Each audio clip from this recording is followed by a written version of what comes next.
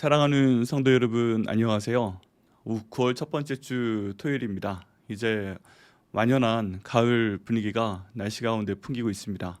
하나님께서 무더운 여름을 지나가게 하시고 또 새로운 계절을 저에게 허락하셨는데요.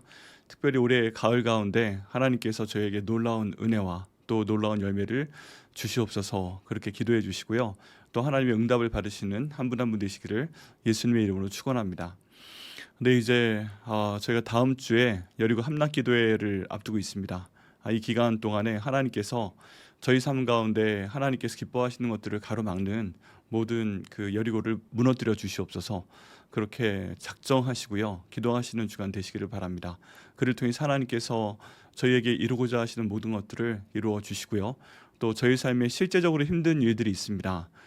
저희가 힘든 여러 가지 일들에 대해서 주님, 그것을 저희가 여리고로 여기고 하나님께 기도하오니 하나님 저희를 다 도와주시고 다 사랑하여 주시고 주님의 뜻을 이루어 주셔서 그 모든 것을 위해서 저희 삶 가운데 있는 여리고들, 그것이 건강에 대한 것이건 또 재정에 대한 것이건 관계에 대한 것이건 또 직장이나 사업에 대한 것이건 다 주님께서 완전히 무너뜨려 주시옵소서 기도하시고요.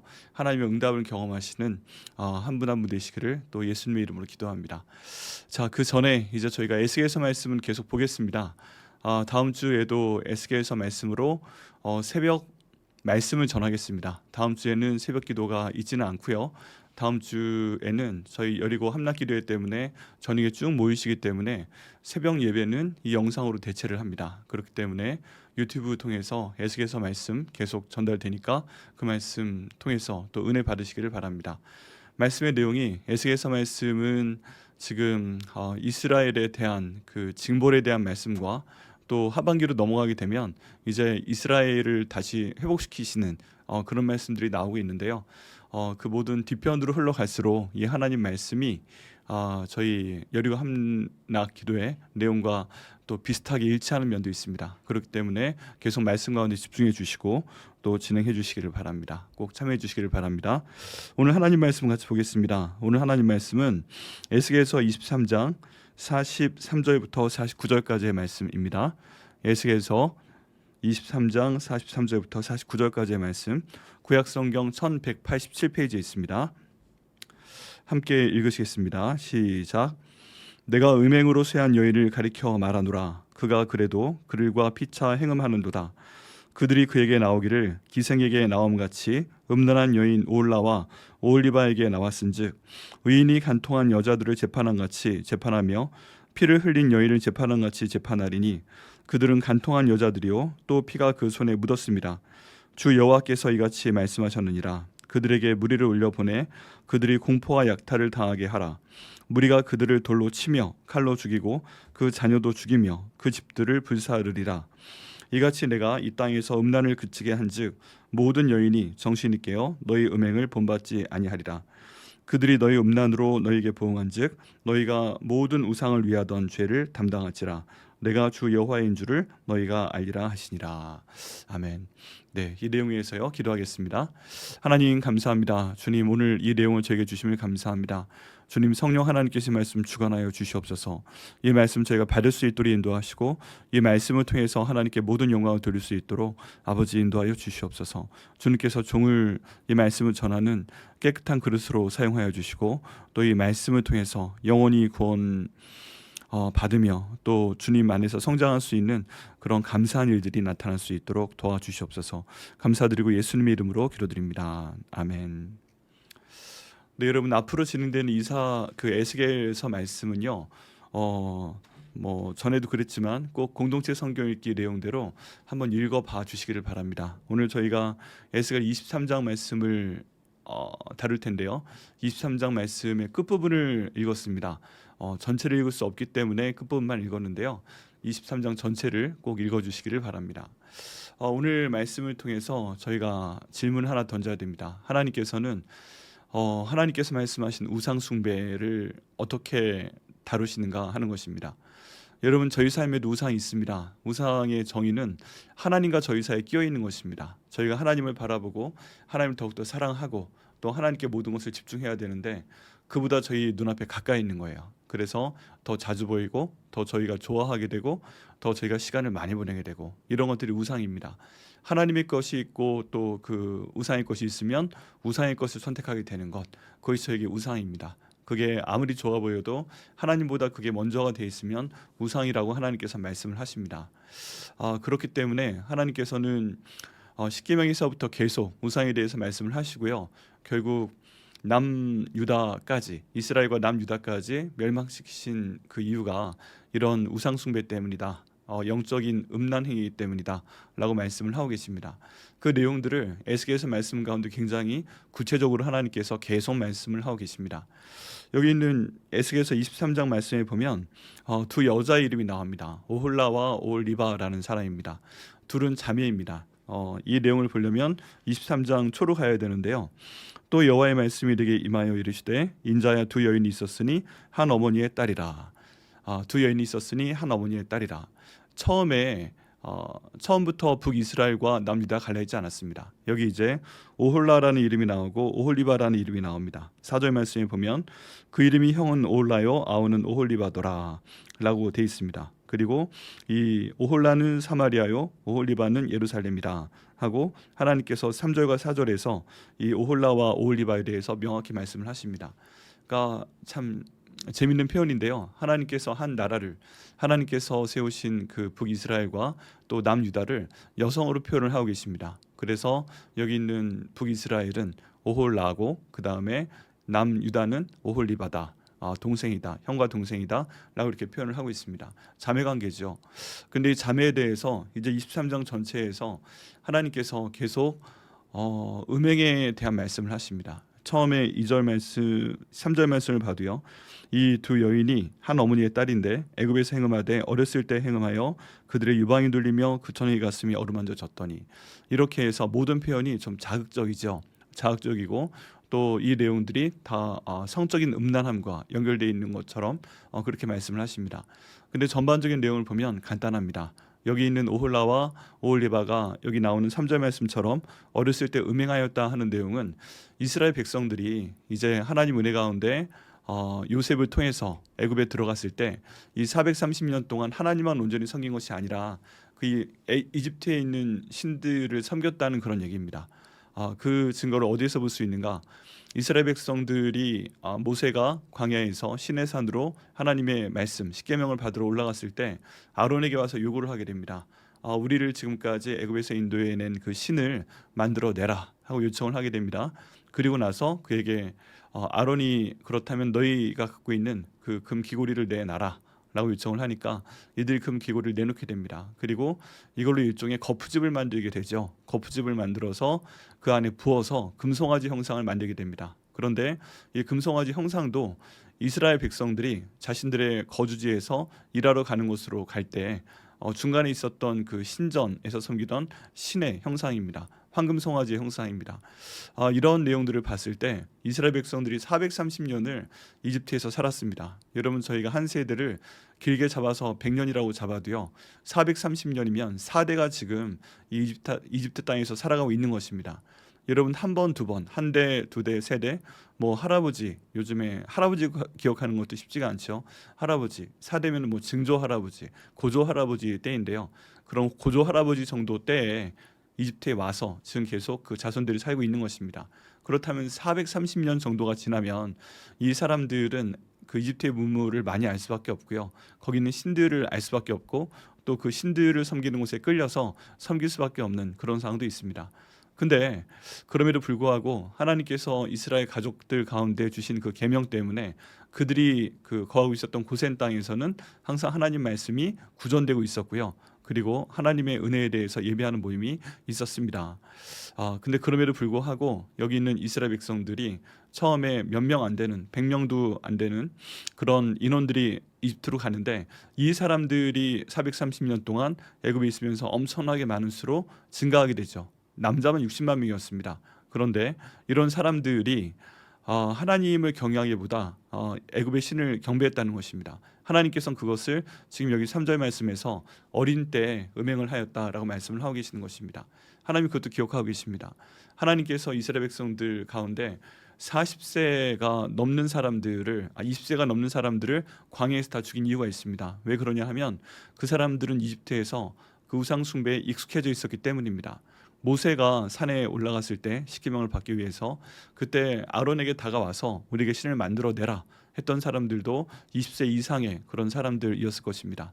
그렇기 때문에 하나님께서는 이 사람들이 음행한 신분으로 음행한 마음으로 하나님께서 약속하신 가나안 땅에 들어갈 수 없다 하고 결정을 하시고 모세를 제외하고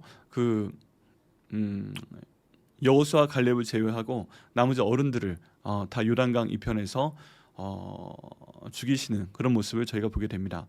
하나님께서는 다른 것은 몰라도 이 영적인 간음은 굉장히 확실하게 하십니다. 하나님을 제대로 섬기지 않는 것, 다른 우상을 섬기는 것, 이것에 대해서 하나님께서는 끊임없이 경고하시고 또 경고하신 다음에 돌이키지 아니하면 반드시 벌어주시는 분이십니다. 그렇게 해서 지금 23장의 말씀이 진행이 되고 있습니다.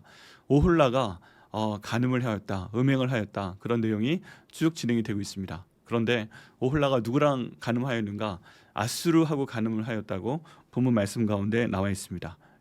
여기에 보면 또 다 그 성적인 단어가 표현이 되어 있습니다. 그런데 이 성적인 단어는 하나님께서 영적인 음행도 이런 성적인 범죄나 다름없다 하고 지금 비유를 통해서 말씀을 하시는 것입니다. 그래서 이 오홀라가 어떻게 되었습니까? 하나님께서 하지 말라 계속 말씀을 하셨는데도 여기는 아수르와 음행을 하게 되니까 결국 이 오홀라를 쳐버리셨다 하고 말씀을 하고 계십니다.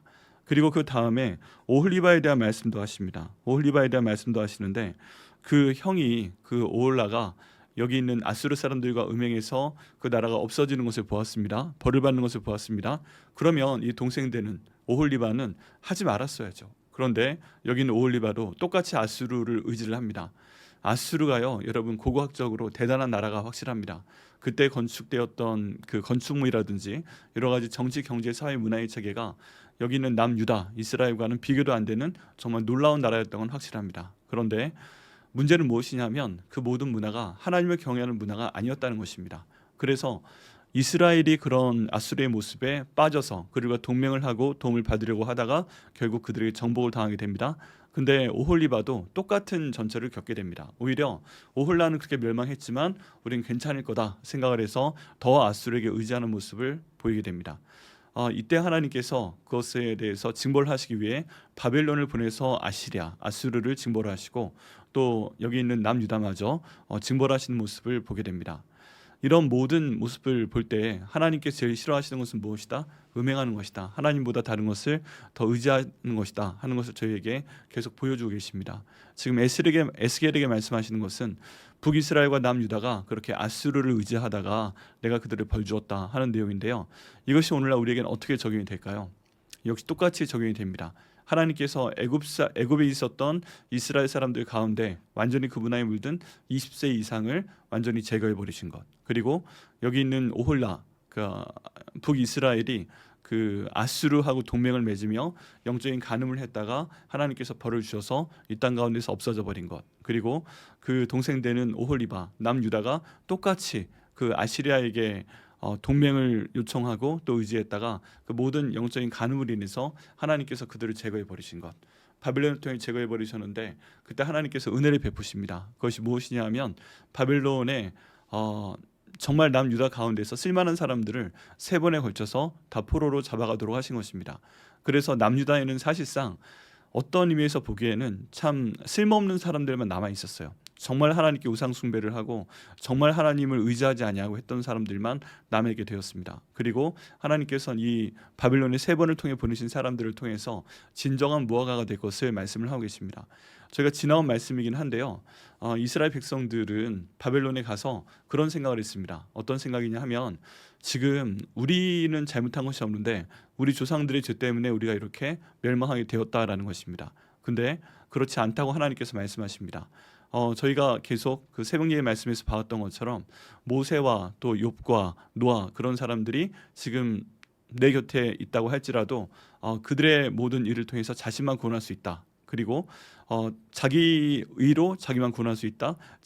어떤 사람의 잘못은 그 사람에게만 해당된다. 이런 말씀을 통해서 이스라엘 백성들이 갖고 있는 착각을 깨주십니다. 너희가 조상들의 죄 때문에 지금 잡혀온 것이 아니라 너희가 잘못했다. 너희가 우상 숭배를 했다 하는 내용으로 계속 에스겔을 통해 말씀하시고, 그동안은 너희가 참 쓸모없는 무화과 나무였지만 너희가 풍성한 정말 하나님 앞에 아름다운 그런 무화과 열매가 되어라 하고 말씀하시는 내용들이 저희 앞에 그 지난번 내용 가운데 있습니다.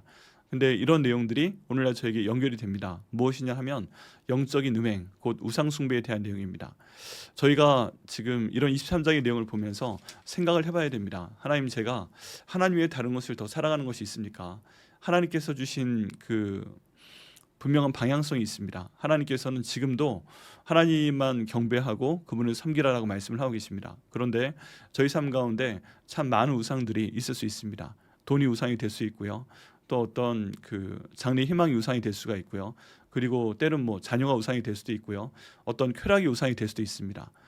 도덕적인 그 비난을 감수하고서라도 어떤 성적인 그런 쾌락, 잘못된 관계, 뭐 불륜이라든지 아니면 그 어떤 음행이라든지 또 다른 형태의 쾌락이라든지 아니면 폭력이라든지 아니면 뭐 음주라든지 이런 모든 것들이 저희 삶 가운데 하나님보다 더 사랑하는 것이 될 수 있습니다.